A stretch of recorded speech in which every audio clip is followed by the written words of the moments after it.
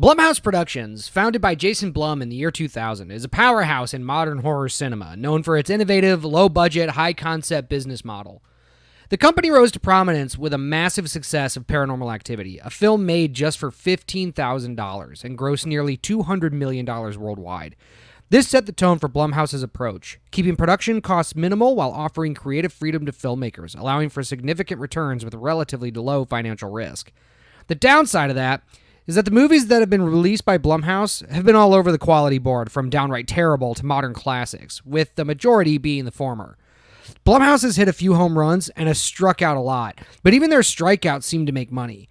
What we don't often get from a Blumhouse release is a solid double, a good enough offering that's both entertaining and scary with well-executed plot lines and characters that we care about. The Woman in the Yard is, fortunately, one such movie.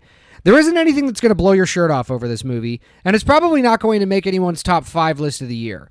But it's definitely a solid release that's worth catching if you can. The acting is all well done by the cast, there's creative cinematography and use of shadows, the story never feels rushed or meandering, and the ending has done a good job leaving it pretty open-ended for what happened and giving something audiences to debate over.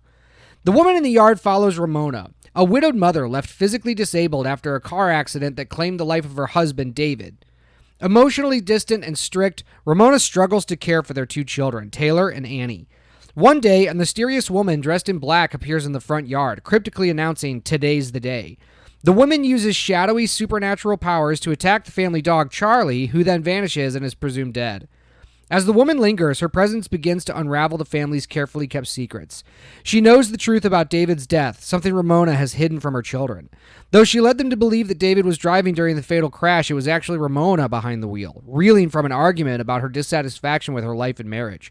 The woman's dark influence escalates, threatening to separate Ramona from her children.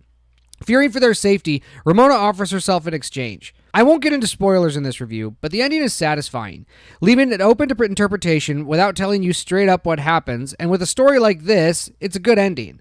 It's something to keep your audiences thinking about the movie after they've left the theater and talking about it with their friends.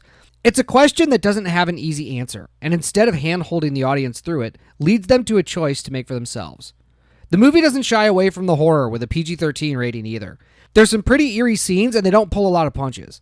Like I said earlier, this movie is a solid offering from Blumhouse, and one that I would recommend you go see if you get the chance. It's a low-budget, self-contained story that doesn't overstay its welcome at 87 minutes and no pretense. I would like to see more movies like this from Blumhouse, with more care taken of their script and characters. The Woman in the Yard, while not winning any awards for Best Film, is still worth a watch in addition to any collection. Thanks for watching. If you made it this far, please consider liking the video and subscribing to the channel. If you didn't like this video, thanks for sticking around this long anyway.